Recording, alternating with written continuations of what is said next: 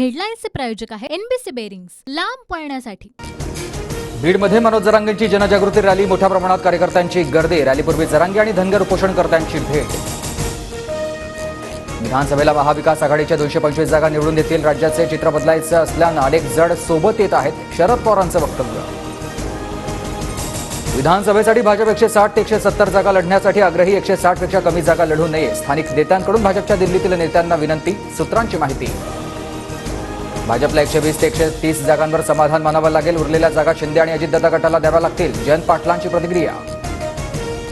विधान परिषदेमध्ये अजित पवार काँग्रेसची किमान 3 मतं फोडणार, सूत्रांची माहिती। अजितदादांना दोन्ही उमेदवार निवडून आणण्यासाठी 5 मतांची गरज। अजितदादांना 2 अपक्षांचा आधीच पाठिंबा। काँग्रेसचे आमदार अजित पवारांना मदत करतील ही अफवा, कोणी मदत केली तर नाव कळतीलच। जयंत पाटलांची प्रतिक्रिया। काँग्रेसच्या अदानी कार्यालयावरील आजच्या मोर्चाला पोलिसांकडून अजूनही परवानगी नाही। मोर्चाच्या पार्श्वभूमीवर गायकवाडांची पोलीस आयुक्तांसोबत बैठक। वाढीव वीज बिलावरून काँग्रेस आक्रमक।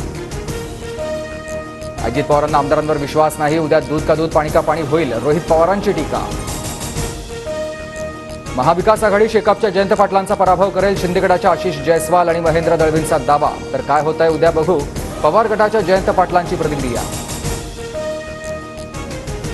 भाजपचे माजी आमदार सुधाकर भालेराव यांचा शरद पवार गटामध्ये प्रवेश। शरद पवार आणि जयंत पाटलांच्या उपस्थितीत पक्षप्रवेश। विधान परिषद सभापती पदावर अजित पवार गटाचा दावा, सत्तेत सहभागी होताना दादा गटाला आश्वासन। तर भाजप आणि शिंदे गटही भाजप सभापती पदासाठी आग्रही, सूत्रांची माहिती।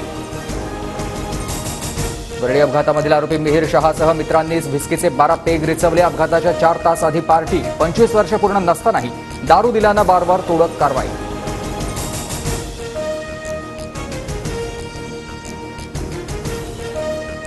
हेडलाईन्सचे प्रायोजक आहे एनबीसी बेरिंग्स, लांब पळण्यासाठी।